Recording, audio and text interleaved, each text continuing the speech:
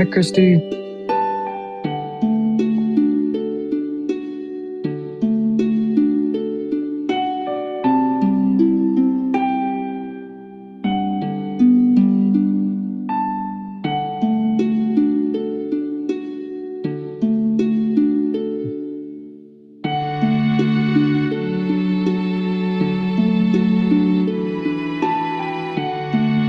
Welcome, Christy. Do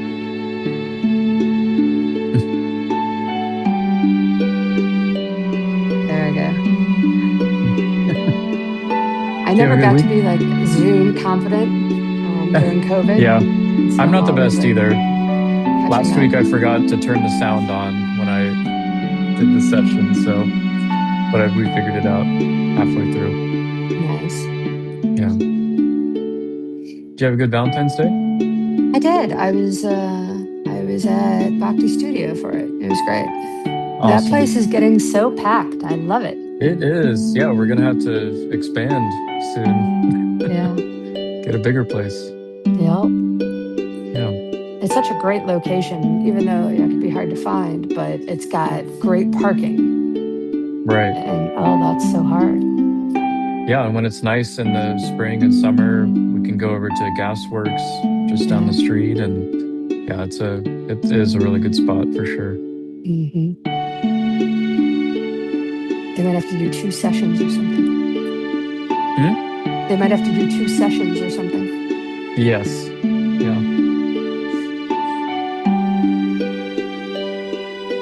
Yeah. My partner and I went to Snoqualmie Falls for the weekend, so it was nice to get away for a little bit, but we do wish that we could have made it to Bhakti Studio too. Oh, Hi, Vita's Vida. here. Welcome. Vita was there. Oh, awesome. Yeah. She made desserts too. Yeah, she was saying. Well, Now I can't say long time no see. right. I know it's only been 2.5 days.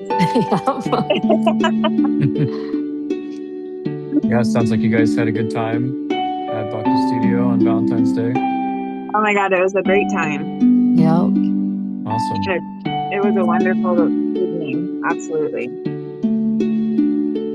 Was the food good?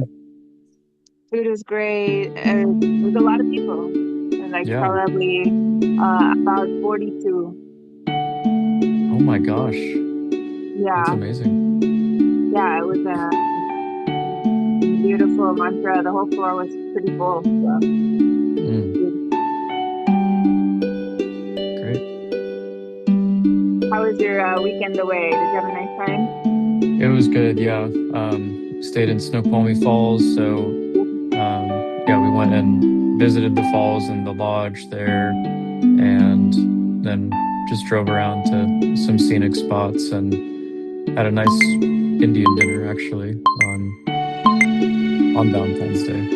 So Awesome. yeah, but Did you excited to be back at the studio this Saturday. Yeah. sweet? Yeah. Did you stay at the Salish Lodge or did you just visit?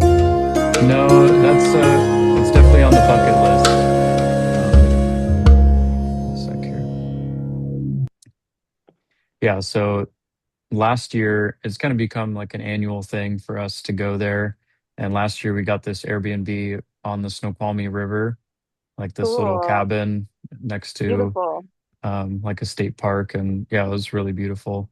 But this year we just stayed in like a hotel, and it was more about just going there for the Sure. experience and the things around there. There's a really nice vegan restaurant there too. So, Oh yeah, which is surprising in North Bend or Snoqualmie. You wouldn't think that there's a lot, but yeah, there's a ton of options.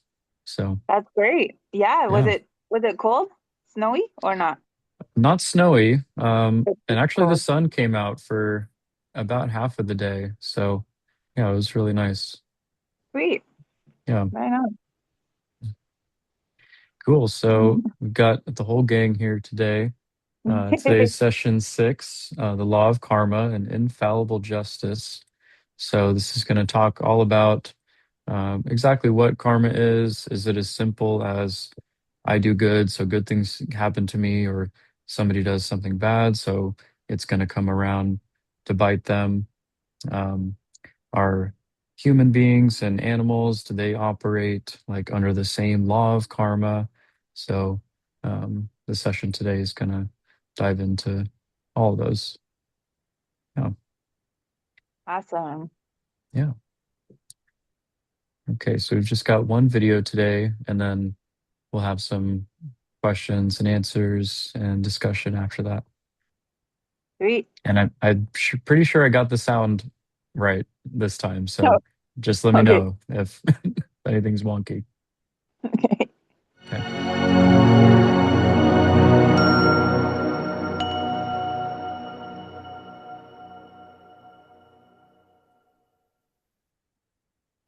The law of karma, an infallible justice. Two children are born at the same time on the same day. The parent of the first is wealthy and has anxiously awaited the arrival of their firstborn for years. Their child, a boy, is bright, healthy, and attractive, with a future full of promise.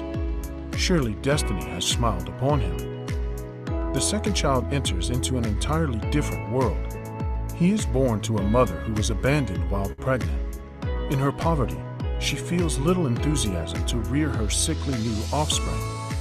The road ahead is fraught with difficulties and hardships, and to rise above them will not be easy. The world is full of disparities like these, blatant inequities that often provoke questions. How could Providence be so unfair? What did the parents do to have their son born blind? They're good people. Is Supreme unkind? Why does one person enjoy while another suffers? The answers to such questions are crucial to all of us because they give us a direct clue on how we can become free from all future suffering. Krishna explains in the Bhagavad Gita, the intricacies of action are very hard to understand. Therefore, one should know properly what action is, what forbidden action is, and what inaction is. Karma means activities performed by the living entities conditioned by the three modes of material nature. Karma is a subtle force generated by the interactions amongst conscious living beings. The law of karma is similar to the scientific law of action and reaction observed in the physical system. By this suitable law, good or supportive actions lead to correspondingly positive reactions. Exploitative or violent acts force the actor to undergo equivalent troubles. Spiritual scriptures generally promote compassion and sensitivity to our neighbor, both human and non-human. When a person ignores the concept of non-injury to others, called ahimsa, or the biblical command, "Thou shalt not kill," by unnecessarily killing innocent living beings, he must suffer the result at some point in the future. And when millions do so, collective karma inevitably leads to macroscopic catastrophes such as wars, urban violence, and new diseases. Karma is the law of cause and effect. There is a reaction for everything we do. If we throw a coin up, it will come down. If we regularly put money in the bank, our wealth will accumulate. If we drink alcohol, we'll suffer a hangover later. These are natural laws of cause and effect. There are some facilities given to the human beings, but does that mean that we have a free license to engage in whimsical activities? We human beings are accountable for everything we think, speak, and do. Therefore, we must be aware of the consequences of the activities we perform. The law of karma is not applicable to the animals because they do not possess a higher sense of discrimination between right and wrong. Their intelligence is limited to the activities of eating, sleeping, mating, and defending. However, human beings are gifted with a sense of discrimination and a higher intelligence to inquire into the purpose of life and the root cause of suffering. Thus, the law of karma is completely binding upon the human beings. Karma. There are three kinds of karma. Punya karma, activities done according to the laws of nature and as per scriptural injunctions. Performance of punya karma gives pious and good reactions. Vikarma, whimsical activities done without any regard to the laws of nature and against scriptural directions. Performance of vikarma gives sinful reactions. Akarma. Activities for which one doesn't suffer any reactions. These are activities without bondage. Good and bad karma, punya karma, and vikarma. If my body is nicely formed, intelligent, healthy, and born in aristocratic or rich circumstances with good opportunities for education, it is understood that I have acted piously in my previous life. If I have a body that is ugly, deformed, diseased, unintelligent, or born in poverty and ignorance, without faculty for improvement, I must have acted sinfully in the past life. I may want to live in a big house, but I may not deserve a human body. In the appropriate body of a rat, however, I will be allowed to live in the big house and consider it my own. Karma is like a bank account of credits and debts. Just as one's bank account determines whether one will get what one wants, the spirit's karmic account determines whether he will get what he wants in life. Good karma is like a credit in the account and bad karma is like a debt. For example, if someone is very charitable towards educational institutions, in his next life, he may be very wealthy and receive an excellent education. On the other hand, if one kills a living being, he or she will suffer the same fate in the next life. As long as the spirit is involved in good or bad activities, he will continually reincarnate in various species of life according to the laws of karma. At the time of death, the plans of the spiritual consciousness are stored within the mind, subtle matter, and by the help of higher orders and natural laws involving karma, the consciousness gets the facility to give these plans shape in his next life, in a suitable bodily form. The numerous biological forms at various levels of consciousness are therefore present in nature only to accommodate the different desires of the spirit. Good karma and bad karma do not cancel each other. One must suffer all the bad karma and enjoy all one's good karma. Akarma refers to spiritual activity performed on behalf of or for pleasing the Supreme Consciousness that does not have any material reaction. Punya, good karma, and spiritual activity, akarma, are not the same. Punya, good karma, is material activity pertaining to the material body. By performing this, one can get promoted to a better material situation within the material world, but one cannot go beyond it. Just like in the case of a prisoner who may be transferred from a C-class prison cell to an A-class prison cell with more facilities, but who is not allowed to leave the prison. Akarma, or devotional service to the Supreme Consciousness, however, being fully spiritual, has nothing to do with this material world. It is meant for material promotion, but it is meant to transfer us to the spiritual world, beyond the cycle of birth and death. Akarma is thus beyond both karma and vikarma. To free oneself from the bondage of this material nature, one should perform akarma, i.e., work without reactions. Krishna explains this very vividly in the Bhagavad Gita. Work done as a sacrifice for Vishnu has to be performed. Otherwise, work causes bondage in this material world. Therefore, O son of Kunti, perform your prescribed duties for his satisfaction, and in that way you will always remain free from bondage. When a country goes to war, if a soldier kills many enemy soldiers, the government awards the soldier with prestigious awards. However, if the same soldier comes back, picks up a fight with someone and kills him, the same government punishes the soldier for killing one person who was earlier awarded for killing many. This is because in the battlefield, the soldier was acting on behalf of the government, and so the soldier was not liable. But when he killed a person for his personal reasons, the soldier was held accountable. Similarly, when we perform akarma by acting on behalf of the Supreme Consciousness under his direction or the direction of a bona fide representative of Krishna, then there are no reactions to such actions. Some examples of akarmic activities are chanting the holy names of Hare Krishna, performing bhakti or acts of loving devotional service in the association of others following the path of bhakti yoga. By performing akarma, one develops devotion for the Supreme Consciousness, detachment from bad association, purity, and spiritual happiness. Akarma liberates one from the cycle of birth and death. and takes one back to the spiritual world.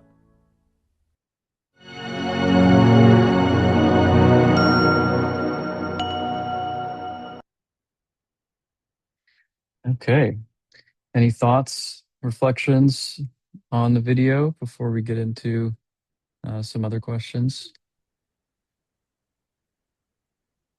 I always have the question, am I sure I want to go to the spiritual world? Mm, Interesting. yeah. Why is that? Or why do you think that is? Partially, I think it's because I fight so hard to keep people here Mm, that the idea of not doing that just doesn't sit well with me. And I even tell people that are dying that I'm hoping that the afterlife or the spiritual realm, once we get there, is like Disney. You know, a kid's watching TV and his parents like, "Come on, we got to go." He's like, "No, I don't want to." Dude, you're missing out on Disney. Like, let's go. I'm hoping that's what it is, but yeah. I don't know. Yeah. I mean, those are all very valid feelings. And especially in the medical field, yeah, you want to do everything to keep them here. Um, and it's actually interesting in probably later sessions when you dive even deeper into bhakti, there comes a point where the practitioner really doesn't even desire to go back or to go to the spiritual world. They say, wherever I am, whether I'm on earth or in some kind of heavenly higher or lower realm, as long as I'm engaging in some kind of loving service, uh, it doesn't matter where I am. And so some, yeah, they might desire to be um, liberated from, the pain and suffering of the material world.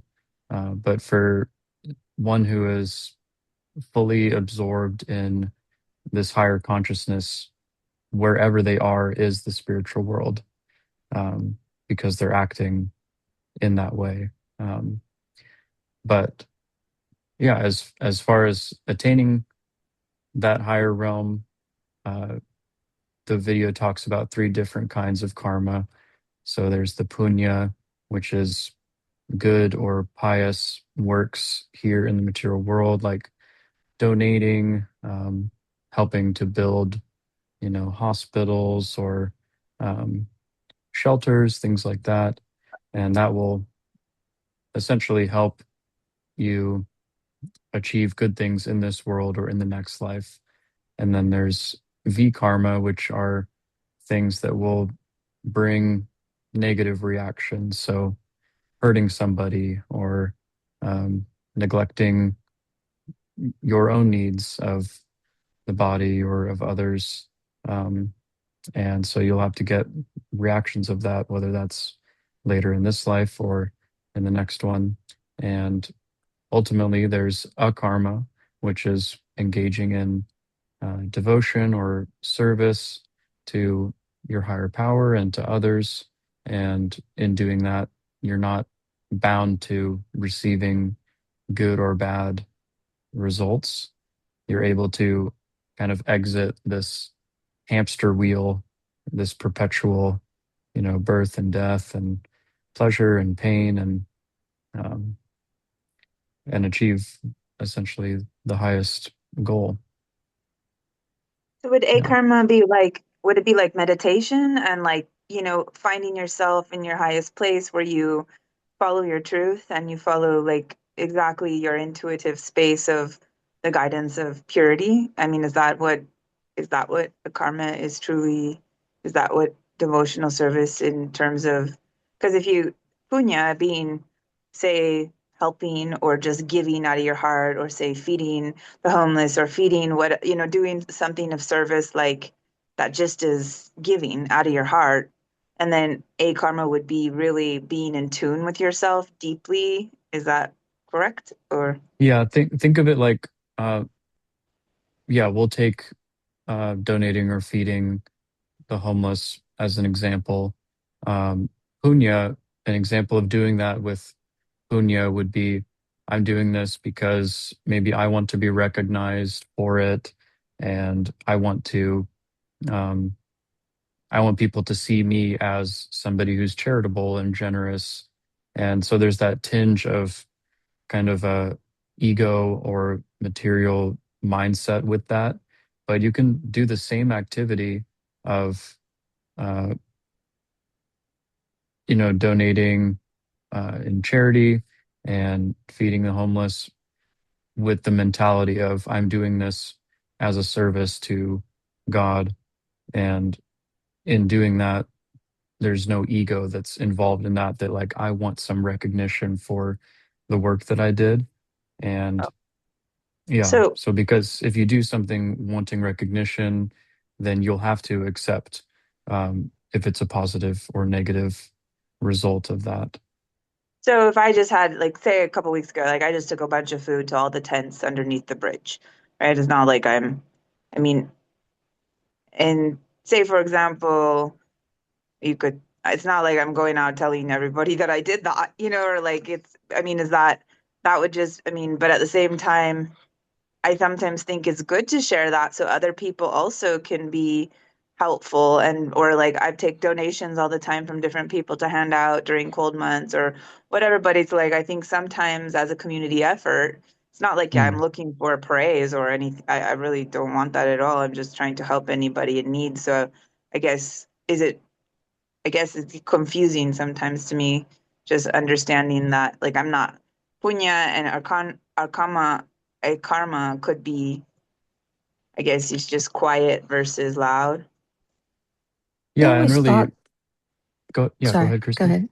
Oh, um, that even if I donate anonymously or nobody knows what I'm doing, there's still ego involved because I identify as a good person. And when Mm. I do things like that, it reinforces that identity that, yeah, I'm a good person. Whereas my attempts at spiritual practice, the chanting, the meditation, um, the quiet times, I feel like that's a different thing. That it's not necessarily doing anyone any good, and it's definitely not making me feel like a more spiritual person because I always feel like it's so difficult. Um, so that I could see being a karma, or how do you say it? Is that right? Yeah, akarma, akarma. A Yeah. karma. Interesting. I love hearing everybody's point of view. Yeah, you know how everybody understands and feels, inside differently, and just to exchange those energies and thoughts. Mm.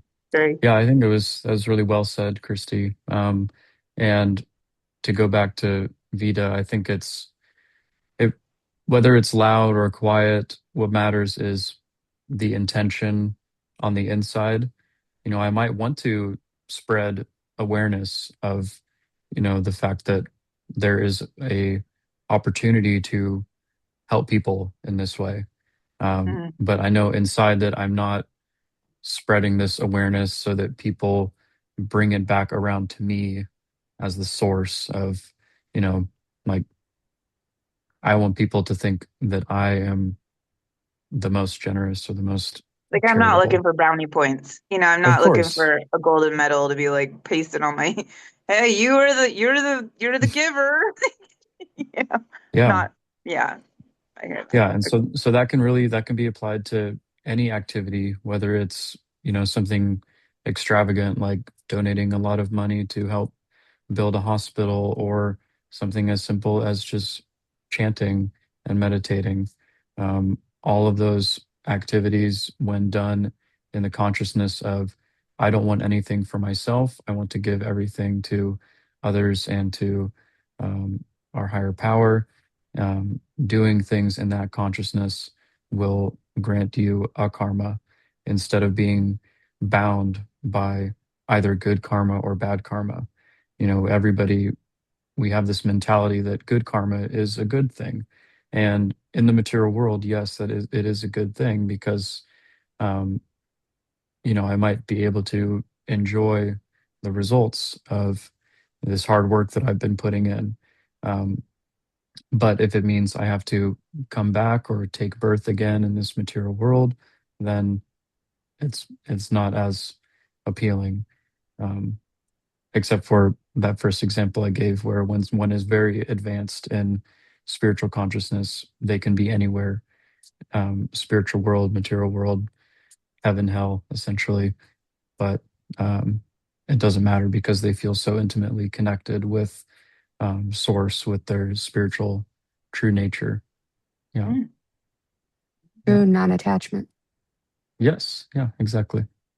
So we've got a little icebreaker today, and I'm not sure exactly. I don't make these slideshows, I just present them. But uh, what is your feeling about exercising regularly?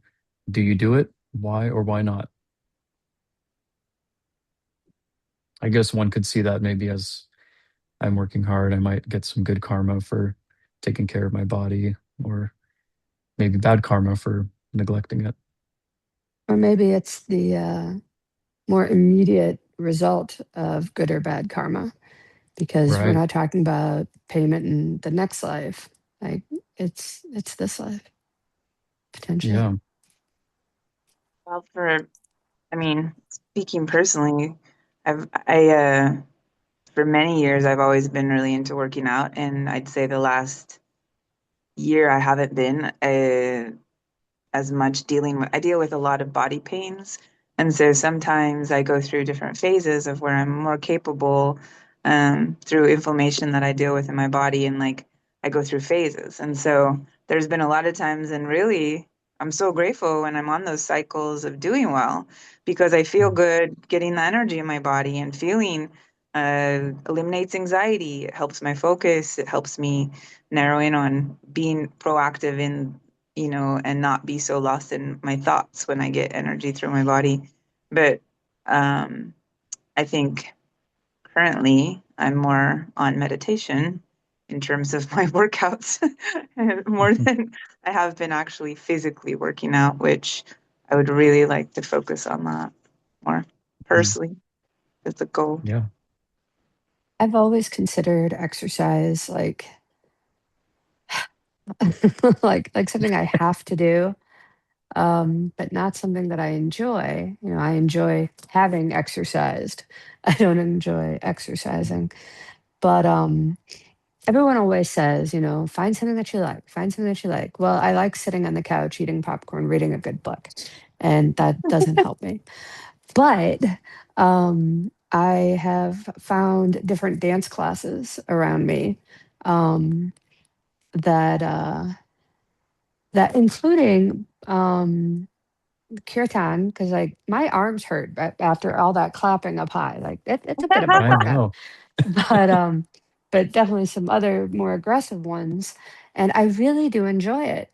And there's no like pressure to perform. Like if I'm having an off day, I just don't move quite as fast, and I really yeah, it doesn't seem like work anymore, much less punishment for having a body.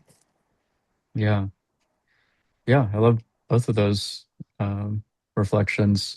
I'll say, when I was living in the temple, we spent a lot of time focusing on the subtle or mental or spiritual health. And sometimes the physical aspect of things would get neglected. And I realized a lot, especially after moving home, is that I really do need to spend more time focusing on the body and kind of balancing them all together. Because if my body is, uh, out of shape or disturbed in any way, my mind in turn will be more restless and unable to, properly focus on a meditation or um, kind of having like deeper thinking because I'll be focused on, man, I feel so lazy or, whatever it is at the time.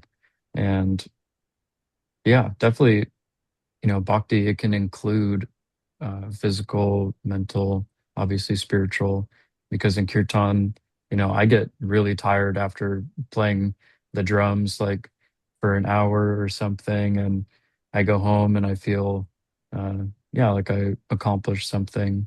Um, but yeah, even outside of that, just getting in some kind of routine.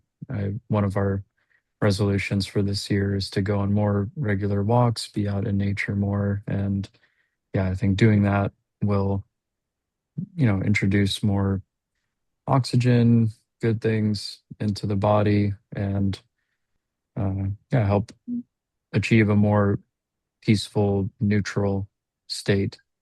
And yeah, I think that it could be good for all aspects of life. Mhm. Yeah. And viewing that in terms of the three types of karma, it could be punya, like I want a six pack and I want, to win like a bodybuilding competition or whatever so that I get all these medals and people recognize me. Or it could be V karma, where I'm going to neglect my body and, just eat a tub of ice cream and veg out. And of course, there's a time and place for all of that. But if it becomes a regular thing, then, months or years down the line, I'm going to get the result of that. And, but with akarma, if I view this body really as not, it's not my property, it was a gift. This body is a gift by the divine, by my higher power. And so if I use this body to serve in whatever way I can, um, and want to take care of that gift by keeping the body in shape, fit, and healthy, um, then it's all about that mentality of taking myself out of the center and keeping higher power, God, in the center. Um, I think if you have that point, most any activity can become a karma. Yeah. Okay, so now we've got some discussions, and we've gone through some of these, but just real quick, what are the different kinds of karma and the law of karma? Well, we have punya, we have bikarma, we have akarma, right? Are the three karmas, and then the law of karma is just karma. Oh shoot. Uh, Basically, yeah, It comes back around. yeah. I think maybe we'll get into it as we move forward through this, but I am curious to get to where we talk about karma in regards to, like, say, a freak accident with somebody. Like you're Mm, driving and somebody gets in a bad accident and they lose their, like they lose a body part, or they lose, or things happen in life where, Passing. those kind of things where you're just on your way to work, and you don't know it's coming and things happen. And that kind of karma, I've had some incidents that I can think of for myself and also for family members and people in my life that I've wondered, I mean, I always felt like it would be karma, but then I've talked to other people and they don't feel that way. But it's, we all have a feeling of our whatever we feel within ourselves to understand that. And it doesn't mean that we all understand it in the same way, but it's an interesting subject. yeah, my girlfriend and I, we get into just hours long talks on these very subjects. Her aunt, she overdosed and had a brain hemorrhage and basically died instantly. And we just spent a lot of time thinking about, why did that happen? How could this happen? Um, why are innocent children, being hurt? And Right. um, yeah, all of those things. And I think there could be an argument for both sides. They might be suffering the reactions of something they did in the past life. And especially to somebody who doesn't really believe in reincarnation or anything, it seems very cruel. Like this person seems so innocent and pure, but we don't know what their past activities might have been. But there's also the aspect of an outside force, like maybe somebody, the person who crashed into that car, they were drinking or whatever it was, and basically Part of their V karma. they infringed upon somebody else's, um, you know, everybody is born with a destined number of breaths that they take. Uh, and when somebody interferes with that, then they have to um, basically answer for that. And kind of an easy example is with animals. They're very innocent. Um, they don't really abide by the same laws of karma that we do because they're acting just according to their own nature. But if we all of a sudden cut an animal's life short because we want to, satisfy our own tongue and the needs of, the stomach or anything like that, then we have now cut short the destined amount of time that that soul was meant to basically be in that vessel or in that body. And when somebody does that, they get V karma or bad karma, and they have to answer for it at some point. So it's very intricate, and it's certainly heartbreaking when we see, so many tragic things happening around us. Um, and we don't want to grow cold hearted to it, by seeing that, oh, these bad things are happening to them because they did something bad in the past.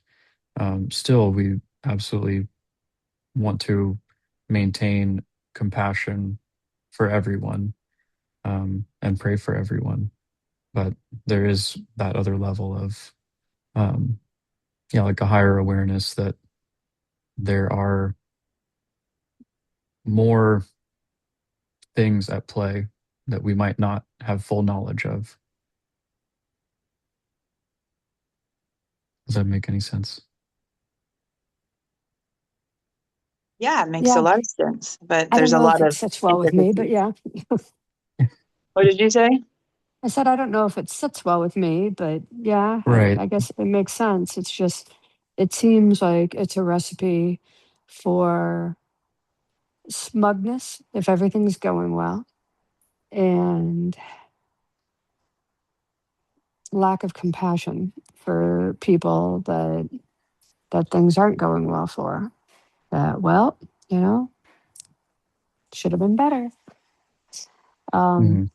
Even though, that's not explicitly said, it just seems like it would naturally lead to that.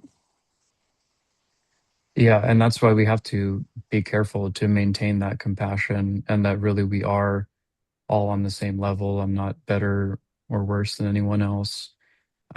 Every single person is destined to have their own amount of suffering and enjoyment. And really, we just try not to encroach or infringe upon somebody else's karma. Um, but still, we want to engage in that akarma where we're helping everybody for the collective good, uplift everyone to a spiritual consciousness. And if we can do that, obviously, um, there will be less suffering in the long run. And um, yeah, but it's definitely still very difficult to see people going through suffering, and it's important to not become callous to it. And it's a natural human experience to feel um, sad when bad things happen to others. I think if you don't feel that way, then um, there might be some work to do. Yeah. Okay. So number two, is the law of karma applicable to animals? Why or why not? I mean, I think we said no in terms of that. I think one thing with humans is humans have the aspect of perception and understanding, and they can think for them. They can take their mind into all different levels. Where animals are just conscious with the moment and presence, and they don't have usually the capacity, except for like knowing how to work treats or something out of you. Hmm. You know, They don't look at the what's right or wrong about that. yeah. Some They are. don't I have mean, I that will say some discrimination. animals are really smart though. Like, Oh yeah. there's animals that, I mean, I've seen animals look both ways before they cross the road. Like I mean, it's like, or there's some animals that just have I mean, there's different intelligent breeds that bring a different dimension to that. Also, there's some that are just, and then there's some that are I like, don't think it's a question of intelligence. It's more morality or the capacity for that. Like an okay, intelligent dog can figure out how to steal something from its owner or another dog. It never questions, is that right or wrong? That's our Mm. purview. you don't think so? No, I think they're naturally, like, if they're hungry, they're going to find a way to eat, and they're going to find a way to avoid pain. and But if and I told the a dog, say, for example, I put a hot dog on or a treat on the on the coffee table, and I'm training my dog, right? And the dog knows, and normally it knows that and then you're like, okay, Murphy, sit, and you don't eat it, and then you like tell him, you sit, and you walk in the room. He knows better, and you walk there, and he's like, hmm, and he like look around, and he's like, anybody looking? And then he's like, he like, you leave him on. Maybe he'll take it. Maybe he'll just sit. But I think when they take it, it's like they know when you come back, they're like, "Ooh, well, yeah, sorry." It's not like or it's just kind of funny, but I don't know. I hear what you're Yeah. saying. Just But we trying to wouldn't we under. wouldn't say that the dog gets V karma or bad karma for eating that treat when the owner walks in another room. They're kind of Yeah, acting on their instinct. But right. we can't like put a dog in a kirtan and they start chanting. There's I mean maybe there's and there we actually could there train a is kid. there are stories of that in our Like we got singing texts, dogs which in this is world. Like yeah, yeah. Or put a parrot in kirtan and have them start. they That's a good start But singing idea. mantras. a mother Yeah. or a moral person will starve to death before eating a child's food. A dog isn't ever going to do that. Mm, yeah. Yeah, and some animals will eat their own children. So, It's according to their nature. yeah, exactly. And so they have a body that is suitable for whatever activities they're trying to accomplish. So, a tiger, they have these sharp fangs for ripping up flesh and basically eating meat. Um, or a rat, they just like in the video, they can get into really small places and make that their home. So, um, and that's another level of karma and reincarnation. And like in the video, it explains that somebody was very attached to or had a desire to live in like this huge home, but they didn't quite make it there in a human form. And maybe they had that very strong desire. So they got the form of, a mouse and they could live in that mansion, but not to have the same facilities of enjoyment, say, as a human. I honestly wasn't sure if that was like a punishment or a reward. Like my dog that's sitting next to me right now, like, what a sweet life this creature has. Oh, yeah. um, and able to live in the moment, and is very well cared for, and But not all dogs Yeah. get that. right. Yeah. But So I like, would say that dog had good karma to be able to be born and be sheltered and cared for by you. But yeah, as Vita is saying, there's so many dogs who are on the street. They don't get that same opportunity or level of care and love that we feel all animals deserve and should have. I mean, But just like the video said, it's like the baby, you have two moms. You have one born into but then, with that same aspect, wealth and poverty can also bring two different worlds of different disaster. I mean, wealth can bring disconnection of, focused on money and grandiosity instead of an intimate connection of personal, one-on-one behavior because a person has so much uh, overhead to focus on before the intimacies. And then sometimes poverty can be also a whole nother thing, but there's a deeper tie of intimacy because it's all they have is each other, in a mhm. different type of way. So I don't know. It's always all kinds of ways, right? Yeah, and that's why karma is such an intricate thing. Something that one person might view as a blessing could be a curse or bad karma for somebody else. We might look at somebody who's a very successful actor or musician or something, and we think they have everything. They couldn't possibly want anything more. But then they end up becoming severely depressed or start taking, you know, they overdose on drugs or alcohol or whatever it is. So it's not always that just because you are set up with a good material situation, that means that your spiritual life is going to benefit from that. There's so many examples where people who have nothing really are some of the happiest. So, but at the same time, if somebody is born into a beneficial, wealthy family, um, and they know how to properly use that to help the world, help each other, and help raise awareness of spirituality, then that's a proper use of that gift of a, I don't want to say higher birth, but a more prosperous birth. Yeah. Mhm. Yeah. Okay. So, can we explain the difference between good karma and akarma? And do good and bad karma cancel each other?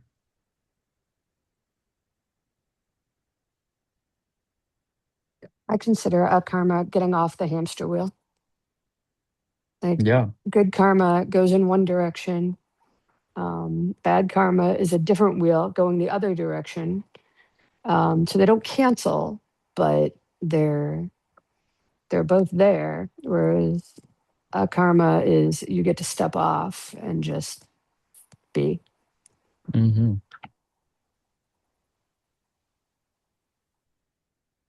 Yeah. Definitely the two wheels simultaneously going is a great example. Somebody, I might give $1,000 to a charity, but then maybe I, you know, hurt someone the You're next an day. awful driver and you're It's, always screaming at people. yeah, I have no patience. I'm, easily irritable and all these different things, and I might lash out in that, you know, anger or um, just being upset. Uh, I will get a positive result at some point from that good work that I did, that donation. But at the same time, I will also get the result of me being careless, being rude, and hurting other people. So it's not like a get out of jail free card that, oh, I did all these bad things, so let me make up for it by doing X, Y, and Z.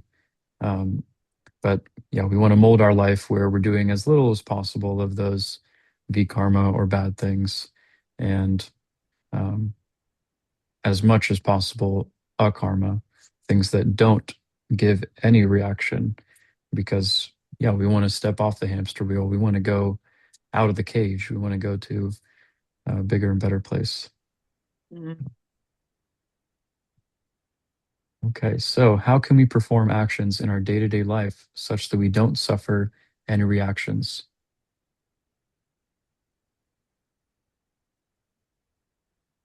I mean, be present, be mindful, be conscious, be aware, and continually check in with your highest self. Sometimes I think my highest self is absolutely full of shit. Like, I don't know that I can always trust her. Mm. Whereas the more like meditation, chanting I do, the more I feel like, okay, you that highest self is kind of a little bit more dialed in. Yeah, But maybe your exactly. higher So, self is smarter than mine. I think like, uh I mean, I feel like anything, whether it's studying a language, whether it's studying an instrument, whether it's studying your own spirituality within yourself, I think that the more that we attune with it and the more that we give it focus and attention, the more we understand it deeply. And the more that we can be in tune with that place of correspondence that resonates with our soul.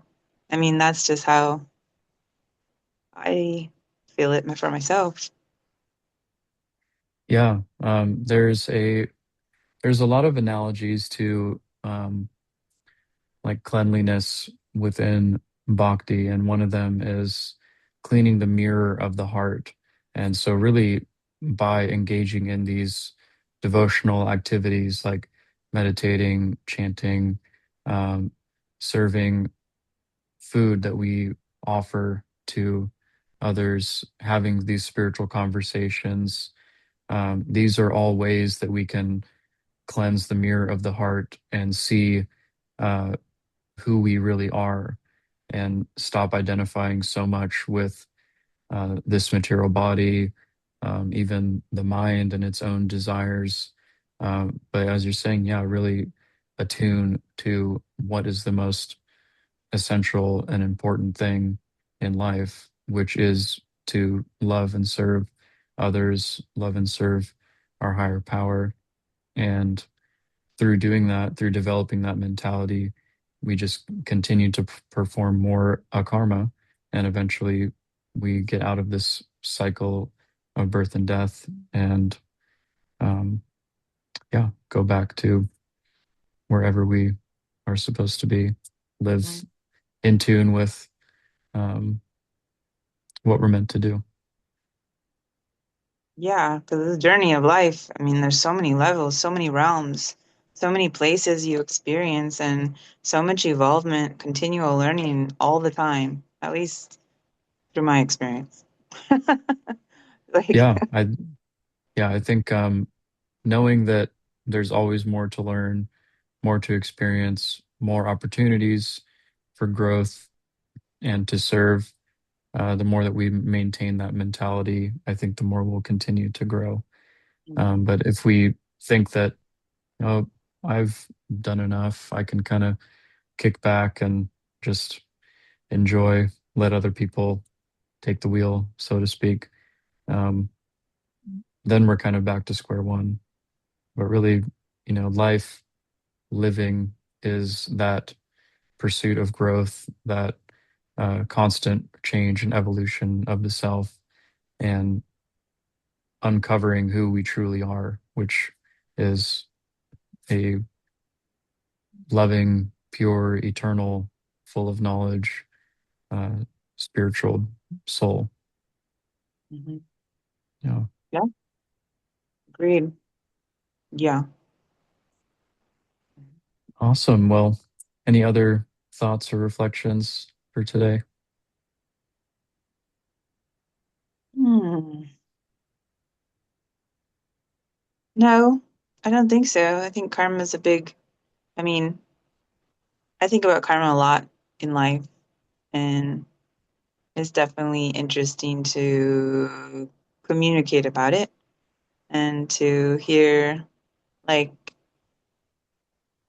I've always believed in karma and believed in different realms of karma that come through, different lifetimes and reincarnations. And I always believe in that. It's interesting to sometimes communicate with different people, even my close family, my mom, and just different people about that subject. And everybody has different belief system in terms of how they feel. So sometimes it's interesting to hear. But Mhm. karma is definitely a thing. I feel that deeply. Yeah, One of the I think, things that I think I I got from this discussion with you two is I'm gonna do a really crappy job of explaining this, but No, no such that thing. Give yourself more credit. Like, no, wait for it. I'll say it before you guys can. Uh, so I've often wondered, like, why stuff just works out for me, and part of it's attitude, um, but part of it is just undeniable. God, I have really good luck.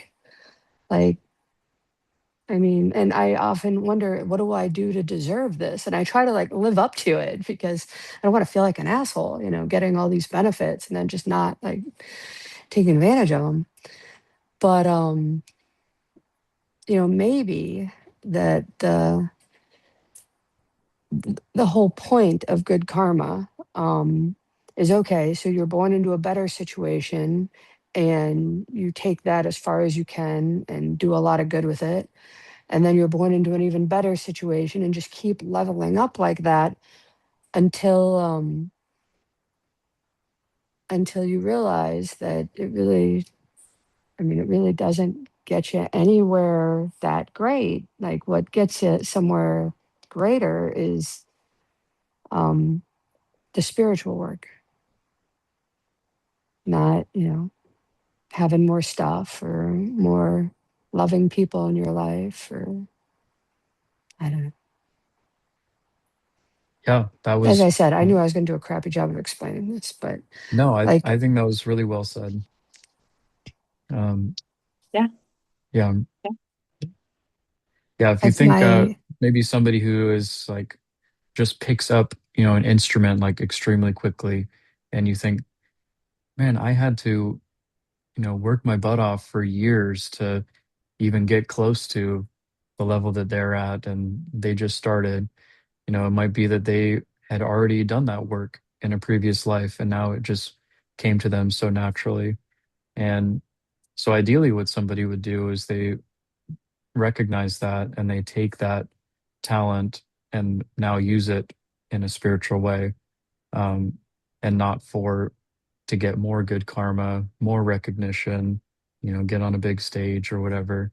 You can get on a big stage, obviously, but use that stage to promote spirituality and looking deeper into the soul.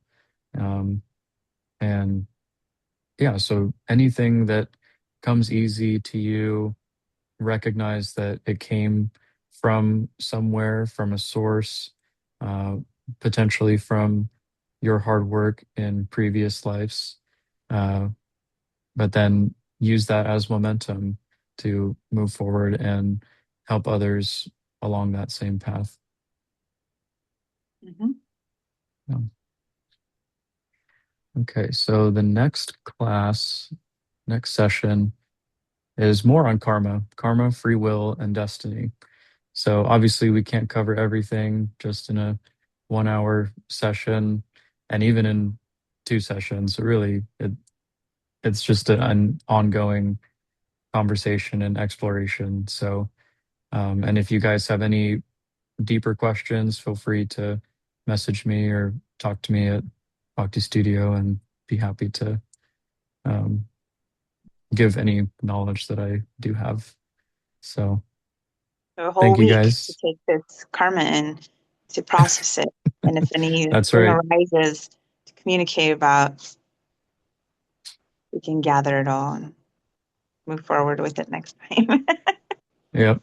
I'll be For I'll be hitting the books, getting prepared for any question that might come. So I yeah. want to ask a question, but Yeah, I please. want you to think on it because I'm not gonna be here for a couple weeks. I'd have to guess. So my middle son, I adopted from Ukraine at 16, and everyone's like, "Oh, you're such a generous person." Blah blah blah. Not really. That's what I mean. Where it just came so easy. It was like picking up an instrument and just knowing how to play.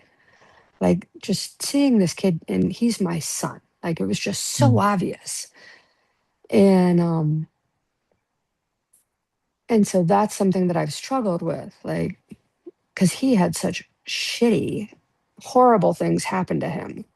Um, And so the idea that, well, he probably did bad things in a former life, really I struggle with, because he was just so screwed in so many ways. Like, doesn't seem fair at all, especially compared to my other two. But I also don't feel like I deserve any accolades for adopting him, because he was just mine. Mm. And how to just kind of reconcile that, like, within this belief structure. Yeah. But I think on it, definitely, Lord. I will think and give you a very detailed answer, but just something that immediately comes to mind is it's definitely possible that in past lives he may have done some things that enabled him to have that birth and that situation before he met you.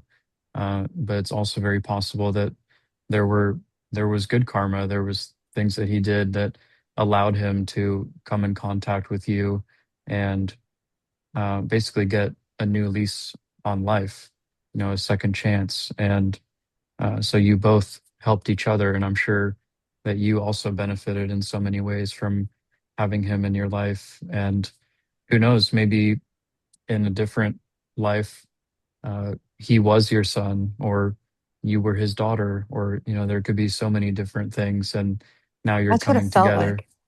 Yeah, I mean, it and I felt like feel just like that with recognizing. yeah, I felt that with my partner that we met each other and instantly it was like we know each other from somewhere else, and it's like we were just picking up where we left off. So I definitely believe that you can be connected with people through multiple lives, and like that he was definitely you were put in each other's life for a specific reason, for a greater purpose, to help each other um, in this life. And yeah, so he may have done some things to get put in the situation that he was born in, but it's very possible that he was also did great things that allowed him to meet you and grow and become even better. So yeah, just my 2 cents on that for What do now. you But think, I will Mia? I will think more.